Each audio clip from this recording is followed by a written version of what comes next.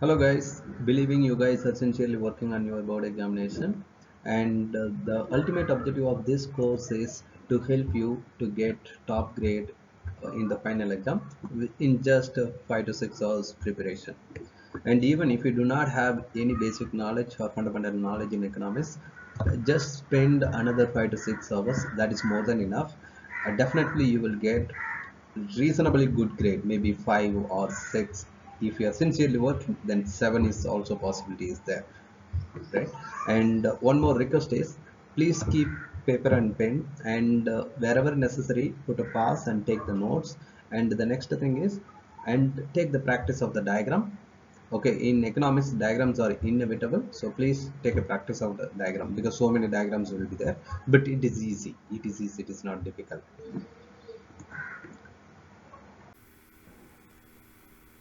Okay, we'll move on the content part. See, actually, this course is there are in this course there are 4 units. Unit 1, Introduction to Economics, Micro, Macro, and the Global Economy. And the next important thing is the depth of the knowledge you should have in this course is the IB clearly given how what level of what depth of the knowledge you should have. Okay, and based on the assessment objective, the questions also will be asked based on this assessment objectives. So do not deviate more on the content, just what is required. If you are learning systematically, this is very easy. Okay, so we'll move on. The first unit, Introduction to Economics. Okay, the probability of asking question from this area is less relatively other units, Micro, Macro, and the Global Economy. But in this unit there is a less chance, the questions will be coming from this part, but IB clearly said the questions will be coming from all 4 units, so we cannot skip this one. Okay, so, and also this is the fundamental for the entire micro, macro, and the global economy. So you have to be strong in this part. It is very easy, just in the matter of 30 minutes we can cover this entire thing. Okay, so focus on now. The first syllabus unit they have given is social nature of economics. This is the first part, and the depth of the knowledge you should have means like a basic, what is that meaning, and you should have an ability to explain. That's it. Okay, what is economics now? The question is coming. So economics is just some people are telling it is a social science, some economists are telling it is an science, but still the argument is going on. Okay, whatever, but latest definition is accepted by most of the people, most of the economists is this one, Robinson definition. So in this definition, Robinson explained that, see, economics is the science which studies human behavior as a relationship between given ends and scarce means which have an alternative uses. So which means economics means, right, it's study about is human behavior. So between what? Between their wants and scarce resources. The resources in this world is limited, but human wants are unlimited. So in between that, how they are behaving, but which have an alternative uses. This is what economics. So just forget about this one, because probably rarely they will be asking question. Okay, so just leave it. Just understand this one.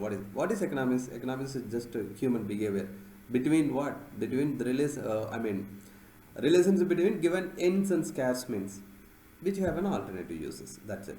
Microeconomics and macroeconomics, another important branches, micro and macro. Micro means it is study about individual. Macro means it is study about aggregate. This is the difference. Study about individual means individual consumer, individual producer, individual market, like that specifically we will be studying. It's like a microscopical view. Macroeconomics, it's like a helicopter view, like a aggregate thing, whole thing we will be studying. Aggregate demand we will study, unemployment we will be studying, inflation and export, import, so many things we will be studying. See, look at this picture, you will understand clearly. Micro, see, look at micro means it is study about the individual consumer, and macro means it is it study about the whole entire thing, right? The government, unemployment, inflation, aggregate demand, export and import, everything we will be studying. But micro means specific, like it's a individual, household, and the production for firm, like that specifically we will be studying. Okay. And the entire course is again another important thing is the entire course is based on the key concept. The key concept, there are 9 key concepts are there, and based on this you can expect either in the paper 2 or in the paper 3 one questions will be coming from this key concept. So they ask like a define the term efficiency, define the term choice, define the term sustainability, define the term economic well-being, or define the term change and interdependence, intervention. There is a probability, but we cannot guarantee. There is one question you can expect, because this is the heart of the syllabus. This part is the heart of the syllabus. Based on this one, entire other syllabus contents are developed. Okay, so what is scarcity now? Scarcity means it is a, you know that there is limited availability of resources, but meanwhile there is unlimited human wants, unlimited demand for the human want, unlimited demand for the goods. But whatever the goods we want to buy, everything is made out of the resources. Here resources means, you know, that land, labor, capital and enterprise. These are said to be the factors of production. Any product if you want to produce, then these factors of production is required. These combined is said to be a resources. These are limited. But human wants that there is an unlimited demand for the goods and services, which creates unbalance. So here human wants are greater than the available resources, so that's creating scarcity. This is the thing. Second thing, choice.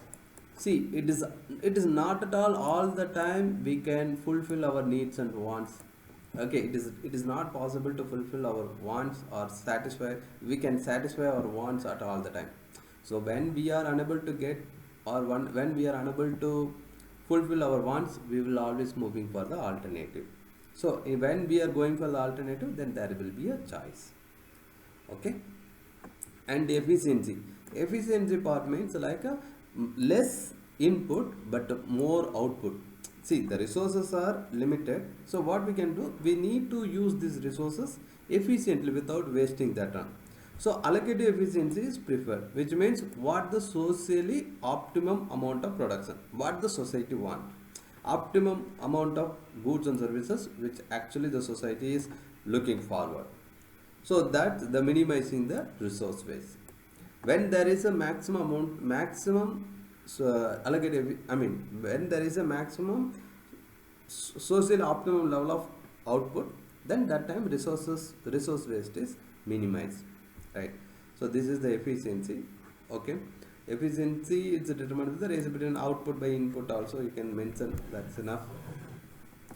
And equity, and in equity means, you know, that fair. Okay, equality means the being the same. Equity means fairness, and equality means being the same. But in economics, both we will consider equity and equality same. Income inequality, right? Income inequity, like that we will be learning. So in economic terms, this everything like a same. Equity and inequality is same.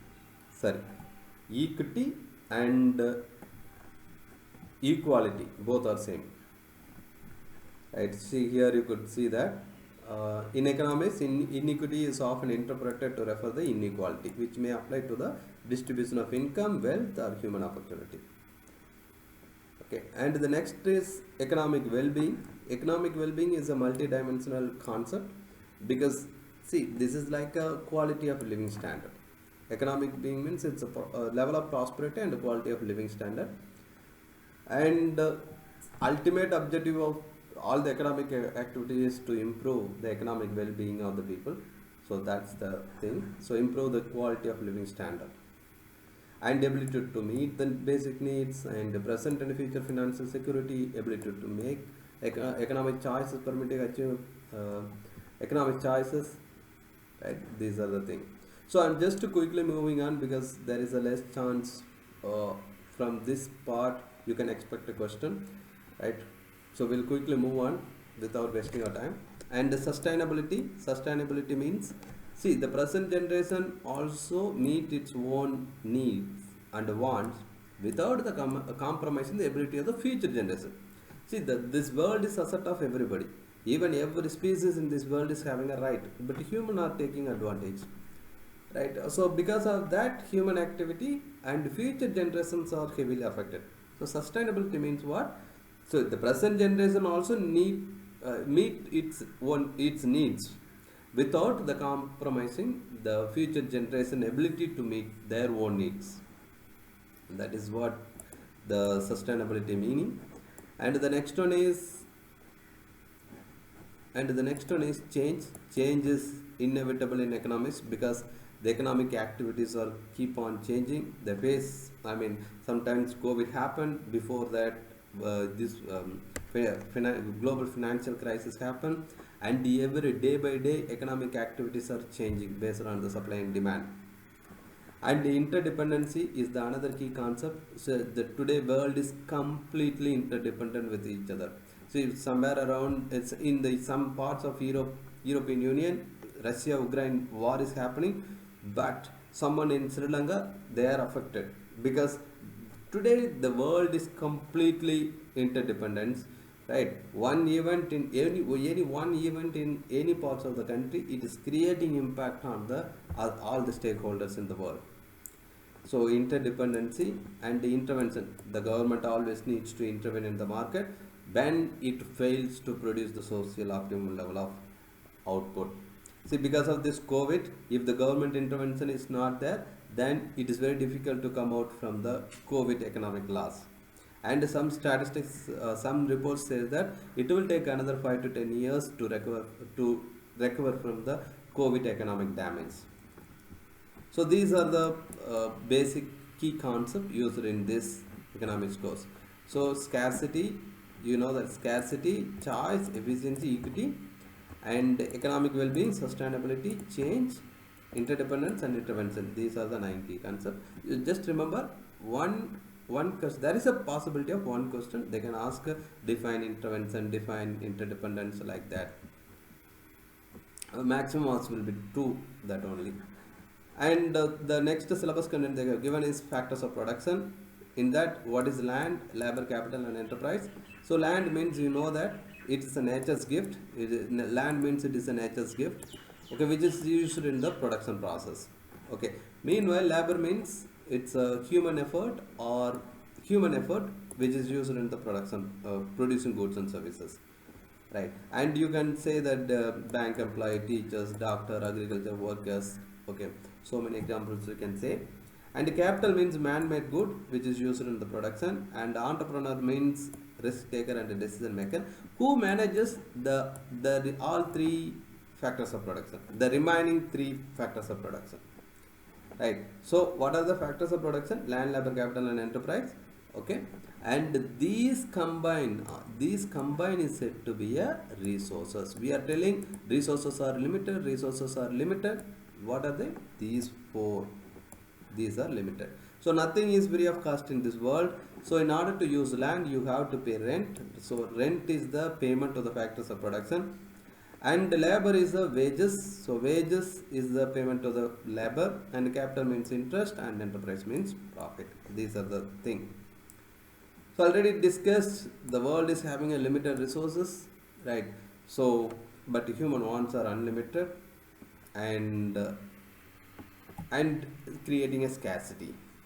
Again, see, look at the world population in 1974. It was 4 billion population. In 1974, it was 4 billion, and in 2027 it will be 8 billion, and 2046 it will be a 9 billion. So look at the massive increase in the world population.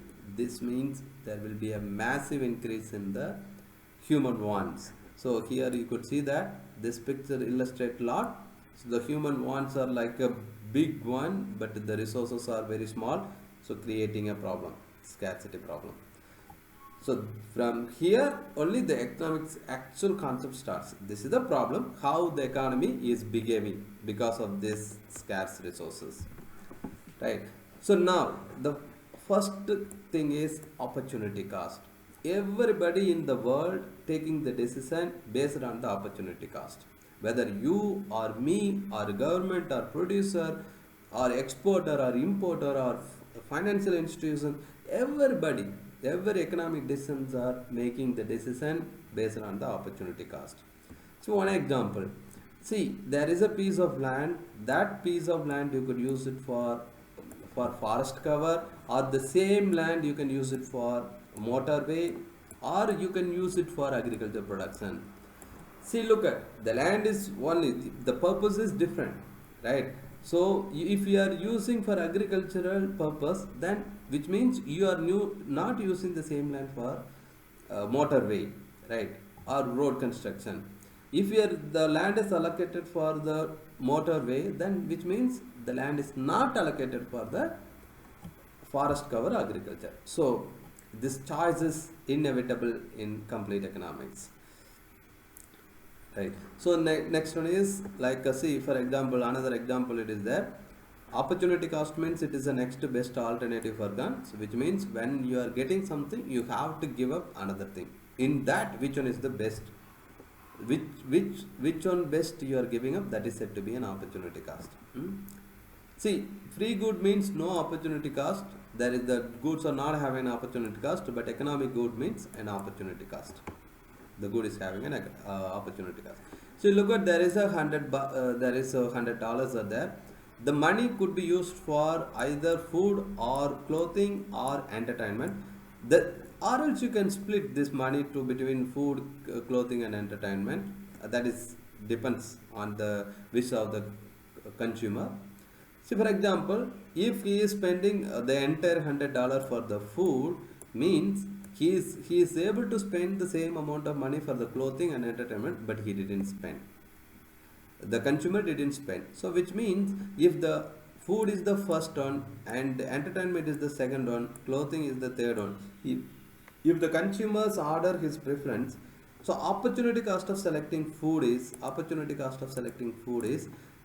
entertainment, and opportunity cost of selecting entertainment is clothing, because the order 1 2 3. But some students will make a mistake. Opportunity cost of entertainment is food. It is not correct. Okay, which one is the next best giving up? That is the correct. Same thing for the federal government. $100 billion of money is there. That money could be used for defense or roads or healthcare. If the government is spending more towards healthcare, means they are spending less towards road and defense. They're compromising here. So here also based on the opportunity cost. Because of COVID, you know that because of COVID, what happened? All the governments in the world, they were forced to spend massive amount on healthcare. But now, because of Russia and Ukraine war, it is forcing the governments to spend little more for the defense, for the security purpose. So if you look at the next budget, the government might be spending more towards defense. And already discussed, resources are limited, and if we are answering these questions, then the problem will be solved. We have discussed scarcity is the main problem, and the resource allocation is the biggest question. How we are going to allocate the resources, that is the biggest question. There are 195 countries are there in this world, 195 plus countries are there in this world. Each country are having its own resources. Those are limited within their own territory. And we need a particular system to manage these resources. So in the world, available systems are like a private market economic system, or planned economy, or command economy, or mixed economy.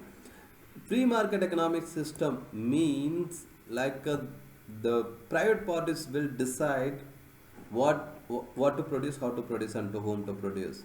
Planned economic system means the government playing a vital role, and they will decide what to produce, how to produce, and whom to produce. And in the mixed economic system, both the private and public work together. Okay, and almost 95% of the countries in the world are following mixed economic system, but the degree of government intervention is varying from country to country. See, for example, countries like United States, the degree of government intervention is a little less, but countries like China, the degree of government intervention is more.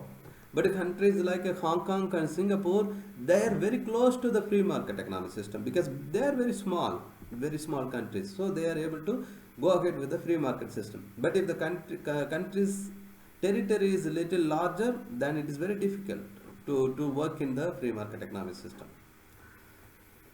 And the next one is economic system. No country in the world are fully free market economy.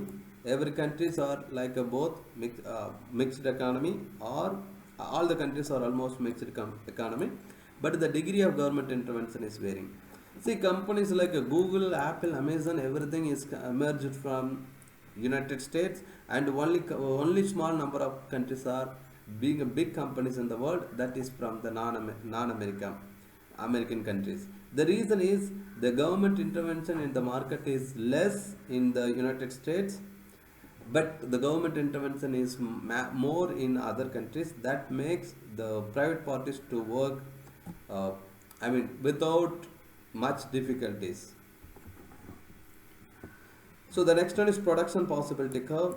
So this is the area you can expect questions. Obviously there is a chance, because we have already discussed about there will be like a five questions in paper 2 will be diagrammatic questions. So that question may come from any part of the syllabus. So this is the one area you can expect a question. So in the production possibility curve, the word itself, it is telling the possible amount of production. The possible amount of production. So how much maximum you can produce. This is the model represent all the combination of maximum amount of 2 or more goods that can be produced by the economy with the given resources and technology. So the model is having an assumption. First one is amount of resources. Resources we have discussed: land, labor, capital and enterprise. This is static, not changing. This is the first condition in the PPC model.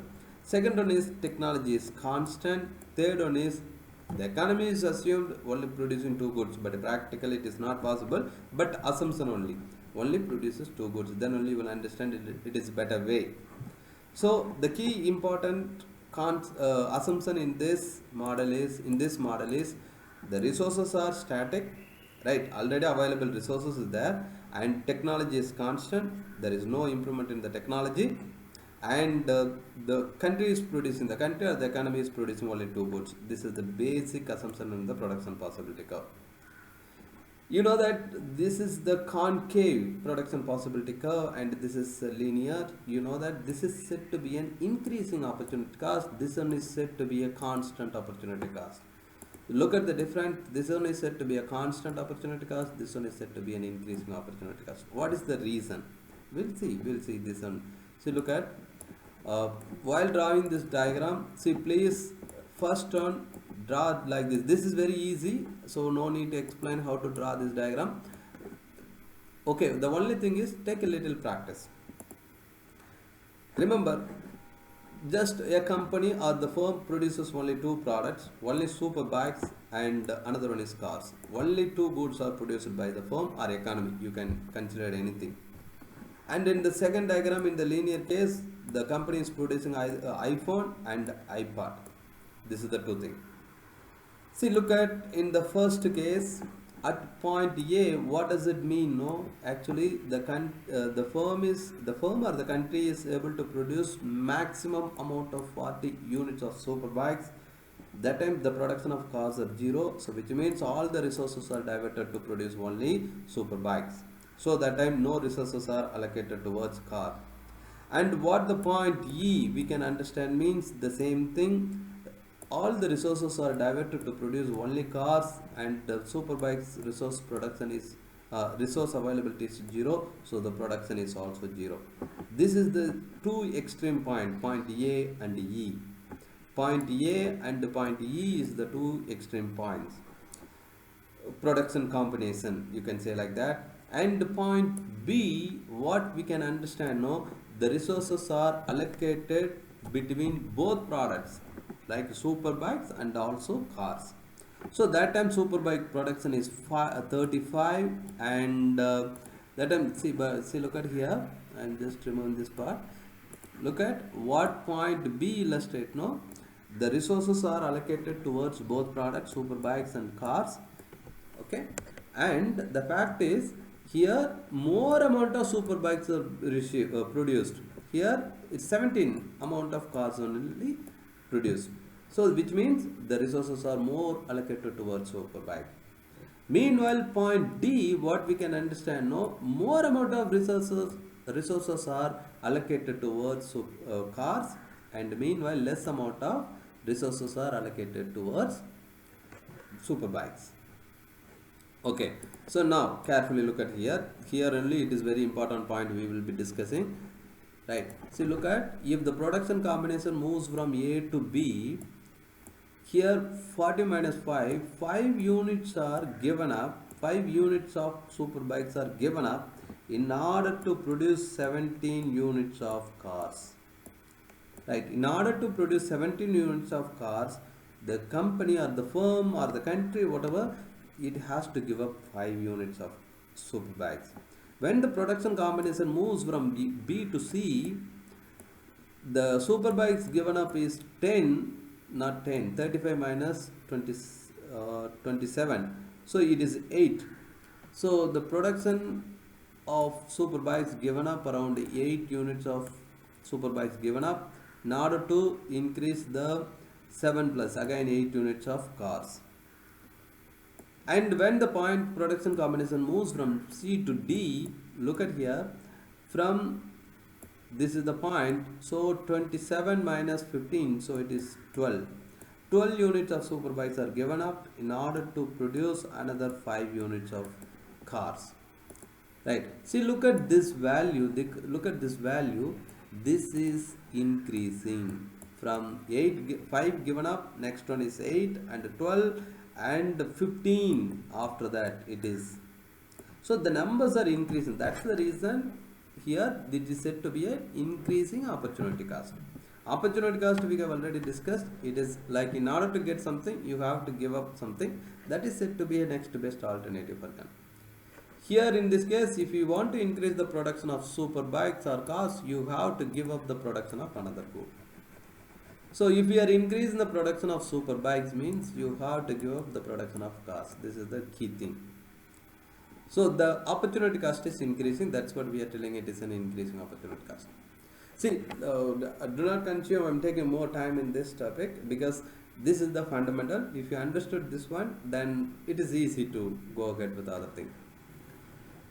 And the constant opportunity cost, here see, look at point A to B, how much units are increased. The iPod increased 4 units.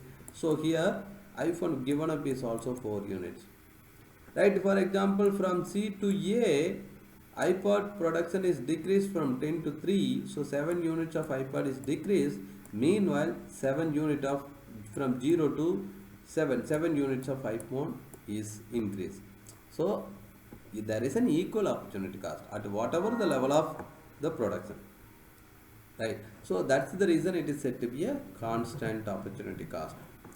And another insight what we can understand from this production possibility curves are like, if any production combination happens inside the curve, that is said to be a inefficient resource allocation, because the maximum, the amount of the production the country can produce is this much, the maximum production possibility is there, but the country or the economy is producing less. So which means the resources are wasted or underutilized or unemployed. Meanwhile, point G, what we can understand, no, there is no enough resources which will in order to attain the production combination at G. So there is a lack of resources, so it is not feasible. So that's it in the production possibility curve. And in the syllabus they have clearly said, right, in the production possibility curve, opportunity cost we have discussed, scarcity because resource allocation, choice. If you want to increase the production of iPad, means then alternative choice is iPhone, that you have to give up. Unemployment of resources, when the production combination is inside the PPC, and any combination on the PPC curve, it is said to be an efficiency, because we have already discussed production, what is that? The production possibility, it says that it's a maximum amount of production. So beyond this it is not possible because we don't have resources.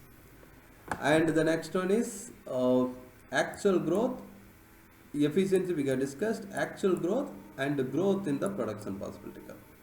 So the next one is actual growth means from production point F to it moves C, then there is an actual growth. Even F to B actual growth, F to D actual growth. So the total amount of production is increasing, right? And the next one, what they said, growth in the production possibility curve, which means the entire production possibility curve will be shifting. That we will be discussing in the next part. Okay. And we can see illustrating choice and opportunity, unemployment of resources, actual growth in the production, PPC showing increasing versus constant opposite. This is increasing, this is constant. That's it in the PPC. And please take the practice of drawing this curve. Okay, and see, look at from A to B, this is actual growth, right? And economic growth is also taking place, increase in the total product. This is the cars production, this is the mobile production at point level A. So this curve will clearly illustrate, no need to explain very deeply. See, look at here, at point A, cars production is less and mobile production is also less.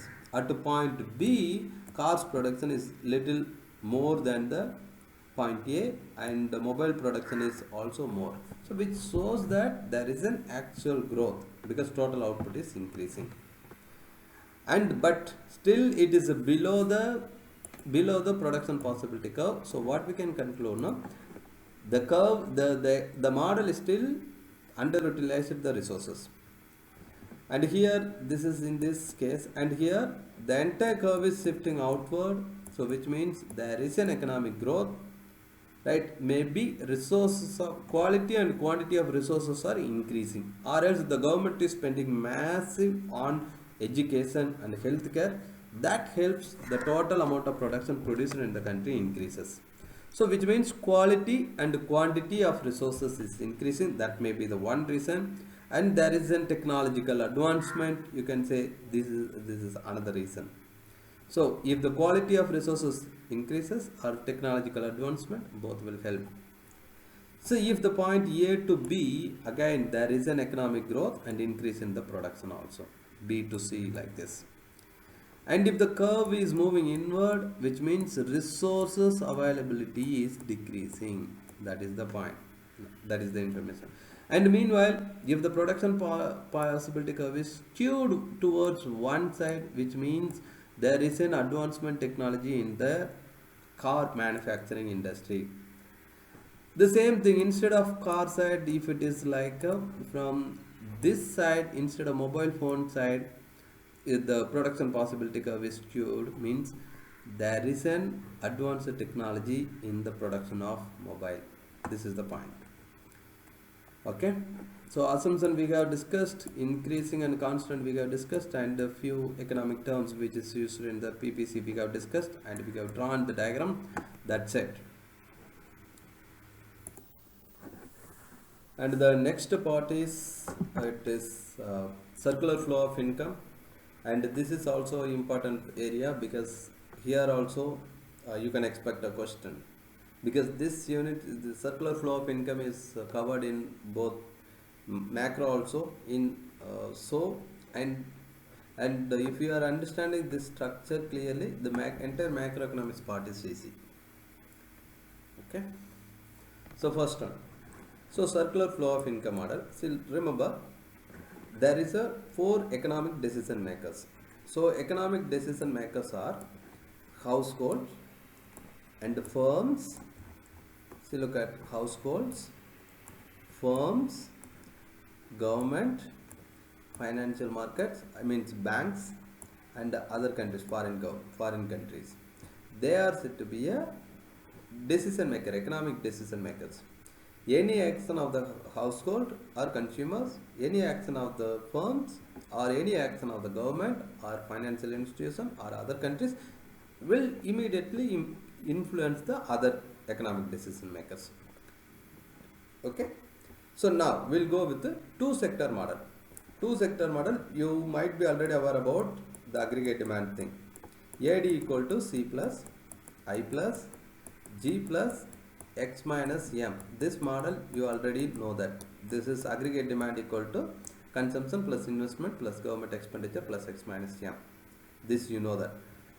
See, remember, there is no government, look at, there is no government and no export and import, only there is consumer and consumption and investment. This is said to be a two sector model. There is only two economic decision makers are there. What household will do? The households are sending factors of production to the resource market, right? Even if you are here also you can say, right, what the consumers are doing, they are sending factors of production, land, labor, capital and enterprise to the resource market. And what the firm is doing, they are buying these resources for the production. So households are the owner of the factors of production, and what they are doing, they are sending the factors of production to the resource market, and from the resource market the firms are buying those resources. So those resources for the firms, it is said to be a factors of production. So by using these factors of production, the firms are making a product and sending to the product market. Goods and services, by using the factors of production, the firms are making the product or services and sending to the product market. And in the product market, the consumers are approaching and buying those goods. Different consumers are approaching and buying those goods. This is how the transaction is taking place, right? So we have already discussed earlier, nothing is free of cost. So in order to use the resources, there is a payment should be given. So for land, it is a rent, and for labor it is a wages, and for capital it is a interest. Okay, for capital it is interest, and for entrepreneurship or enterprise it is a profit. So this is payment is given by firms. Okay, firms are taking the resources from the resource market, that is said to be a factors of production, and for that the firms are paying so that comes to the resource market, and that is received by the households. So by using this money, whatever the payment they have received for their factors of production, and they are spending, so that is consumer expenditure and receiving the goods. So from the goods market, the firms are receiving a revenue for their product. This is what it is said to be. One second. Okay. See, the households are sending resources to the factors of production to the resource market, and the firms are buying that one, and for that the firms are paying that money. That money comes to the household as a payment to the factors of production, and that money used for the expenditure to buy the goods, and that expenditure is a revenue to the firms. So the money flow is taking place between household and firms. There is no leakages and no injection right now, when there is only consumption and investment, when there is only two sector economy. There is no government, no foreign government, or no export and import, no financial institution. So whatever the money the household is receiving, that is completely given by the firms, and whatever the money spent by the household, that is the income to the firms. That's it. And when there is an financial market and government and other countries, right, foreign government or foreign countries, so the model is turning. So AD equal to, instead of C plus, now it is C plus I plus G plus X minus M. So this is said to be a 4-sector model. So 4-sector model. In the closed economy, export and import, this one will not be there. So there will be a 3-sector model. So the closed economy means no export, no import. So the model will be C plus I plus G. That's it. AD equal to C plus I plus G in the closed economy. So that is said to be a 3-sector model. And in the four sector model, other countries, foreign countries are also there. So the model is turning like C plus I plus G plus X minus M. Right. So this, remember, model means the relationship between one economic variable between another. Right. So connection between economic variable, connection between the economic variable. So you can say like that. Okay. So in the previous thing we have discussed, the consumers are making an expenditure and receiving the goods, and that money goes to the firms, and the firms are paying a money for the factors of production. So that factors of production is owned by the household, so they are receiving as a payment to the factors of production. So look at, interesting part here is, whatever the money received by the households, whatever the money received by the household, they are not spending completely. Sometimes they will save their money in the banks or at their house. Okay, so that is turning as a saving. Sometimes they will pay the money to the tax to the government, so that is another leakages. And the money which is spent on the imported items, that money goes to the foreign producer, not domestic producer. Right. So in the transaction, in the flow of circular income, there is a leakages. Leakages are savings, taxes, and spending on imports. Right. So after receiving the saving from the consumers, what the financial institutions like banks are doing now, they are giving a loan to the private companies. Okay, that is the investment to the firms. They are receiving investment like opportunity from the financial institution. So the saving is turning as an investment. And whatever the tax money collected by the government, they are spending the money for different purpose. So they are government spending also there.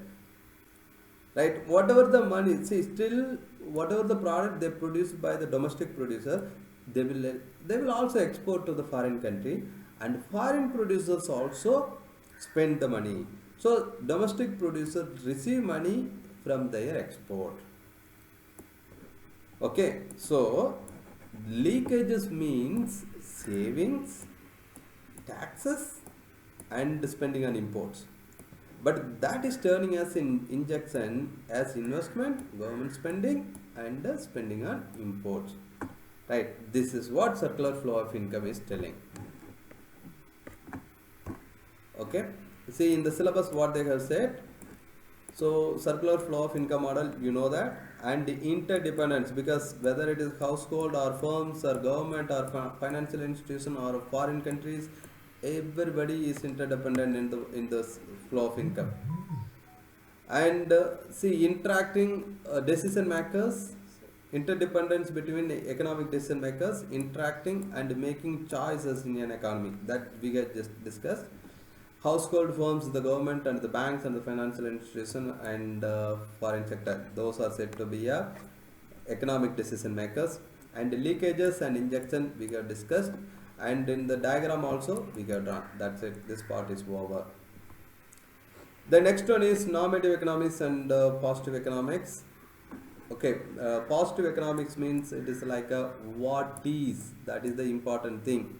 If we are able to answer the question of what is, then it is said to be a positive economic statement. And if we are telling like what should be or what ought to be, then it is said to be a normative statement. So in the positive statement, for example, here you could see that incomes have fallen by 7%. So income, how much, what percentage income has fallen? So 7%. So we are able to answer what is. So now we can another thing. See, income inequality is increasing. This is fact. This is fact. If that is a fact, that is also said to be a positive statement.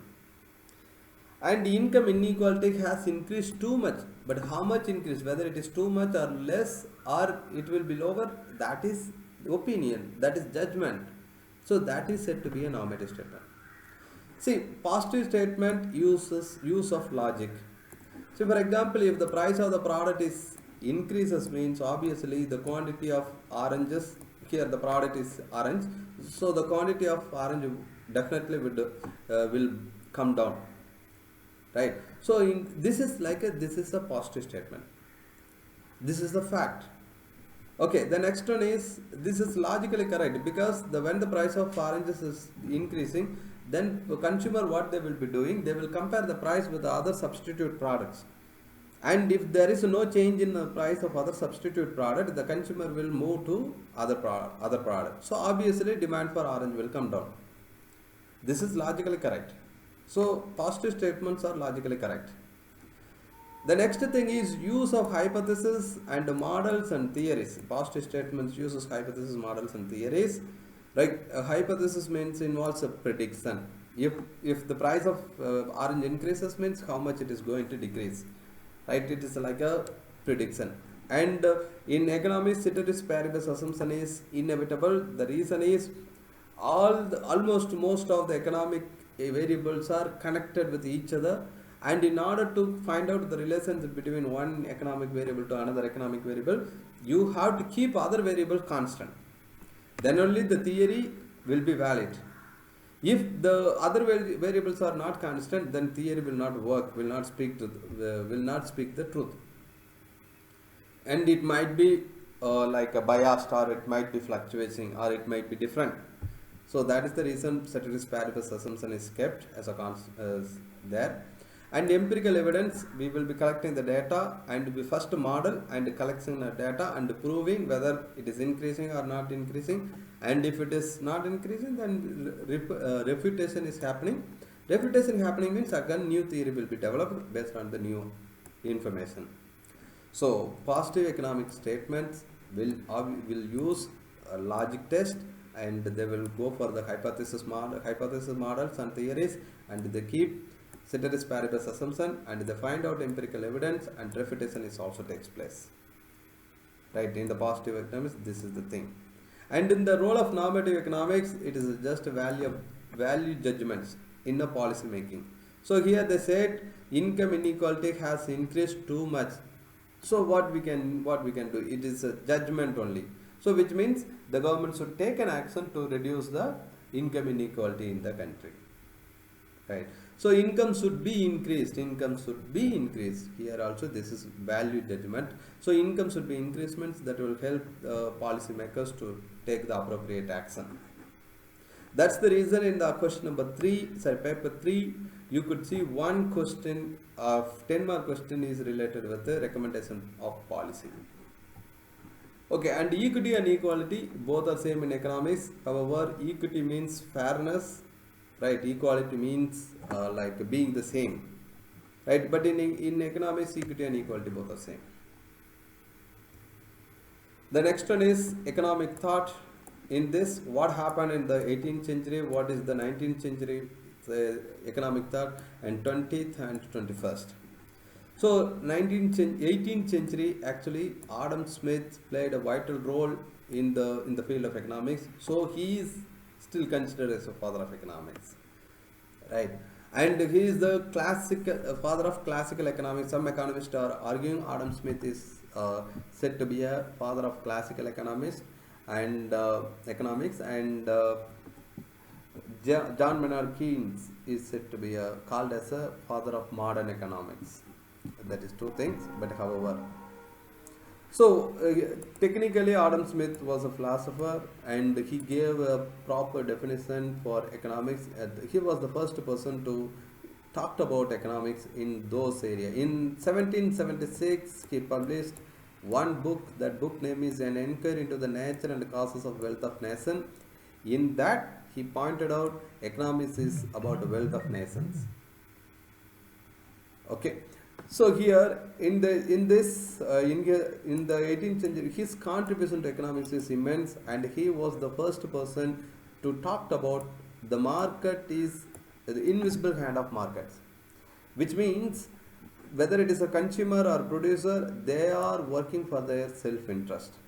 Whether consumer or producer, they are working for their self-interest, and there are n number of consumers and producers are there in the market, and they are coming to one particular level of equilibrium level of price, or equilibrium level of quantity. This happened invisibly. That's what they pointed out, invisible hand of market. So the competition leads to efficient use of resources. This is the biggest thing. Still, most of the countries are following this one. Obviously, it is true too even today.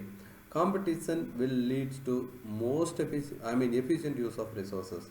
So this statement given by the Adam Smith in the earlier days, and he was the person who introduced this the concept of laissez-faire economy, which means no government intervention in the market. Let the market work freely. And next thing is also use the concept of specialization of labor and a division of labor and absolute advantage and economic growth. See, look at here, the technically competition leads to efficient use of resources, and also it will increase the production. See, through division of labor, the firm can increase the production. Division of labor, because allocating a particular task of work to the particular section of the labor force, then that will increase the production. So devising the labor will increase the production, because over time they will be specialized. Right, over time they will be specialized, so the output also increase. Meanwhile, the cost also will be coming down. So these changes will increase the total production. So total production increases means there is an increase in the economic growth. So when the total production is increases, the firm might be exporting the goods in which product the firms are having a absolute advantage. Maybe firms or country, you can say. So this is the biggest contribution from the Adam Smith. So look at, he was the first person who introduced the laissez-faire policy. He was the first person who introduced laissez-faire economy, and he was the first one to introduce division of labor, and he talked about specialization, and he talked about economic growth, he talked about absolute advantage, he talked about invisible hand of market. So competition leads to efficient use of resources. This is the biggest contribution from the Adam Smith. However, in the 19th century, they also accepted Adam Smith approach, and however they have introduced new concept, utility theory. So which means the consumers are taking the decision based on the satisfaction. Utility means satisfaction. So when the consumers are buying, whenever the consumers are buying goods and services, that time they will get some satisfaction. That satisfaction is deciding for the that satisfaction or happiness is important in the market economic system. So the people, the consumer will take the decision in the marginal satisfaction or marginal utility is matters compared to the total utility. This is the one thing.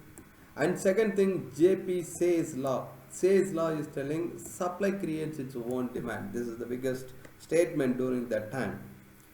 Right? Supply is creates its demand, its own demand. So do not worry about the demand. So whatever, however, how much you want to produce, just to produce, there will be a consumer. This was this says law.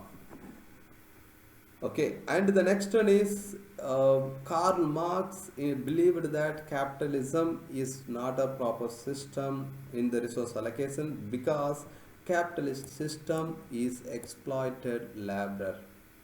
In order to gain more profit, capitalist or private parties, they are giving very less amount of wages to the laborers.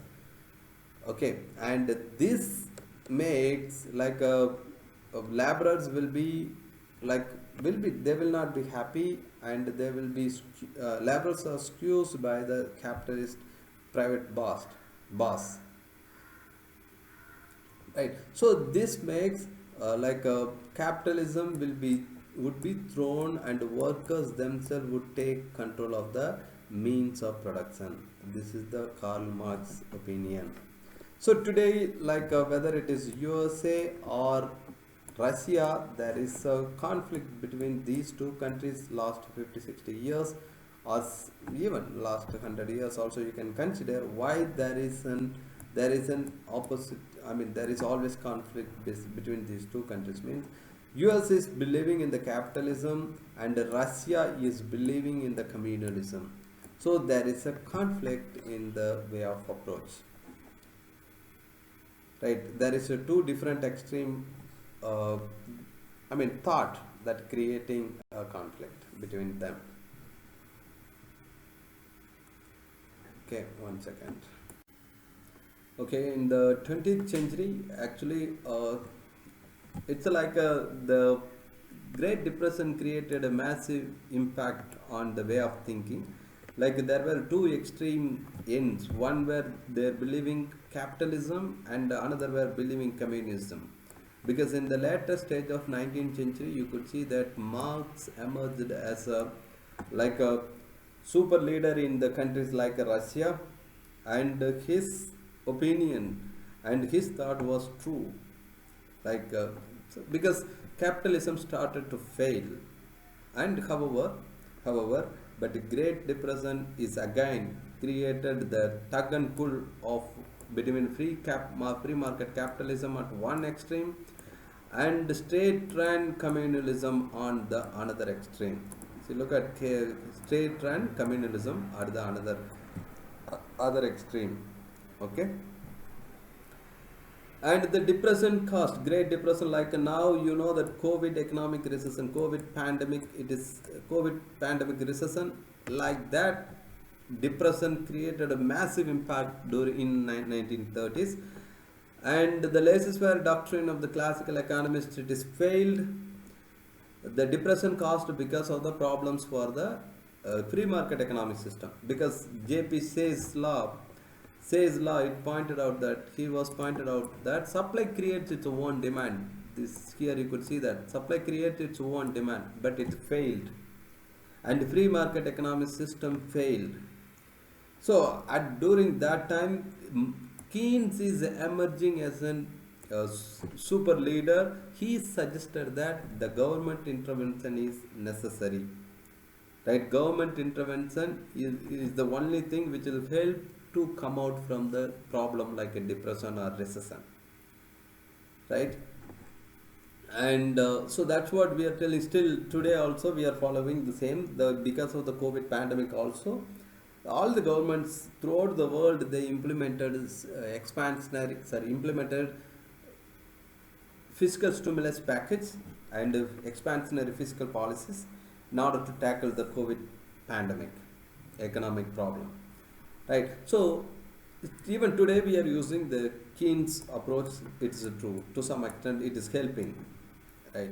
This is the biggest contribution in the 20th century, and according to the monetarist and new classical theory. But afterwards, what happened? The monetarist approach, again they're telling no, government intervention, it is not reaching the full employment level, but the free market economic system is required. Like that's what they are said to be a new classical economist. Classical approach only, classical economist only talked about free market economic system, right? The like no government intervention, laissez-faire policy, laissez-faire economy. But Keynesian argued that that should be a government intervention. But the new classical economists arguing that no, it is that should be a free market economic system. Then only full employment level will be achieved. This is the thing. And the 21st century, behavioral economics is playing a role, because psychology and economics is now in economics, psychology playing a vital role, right?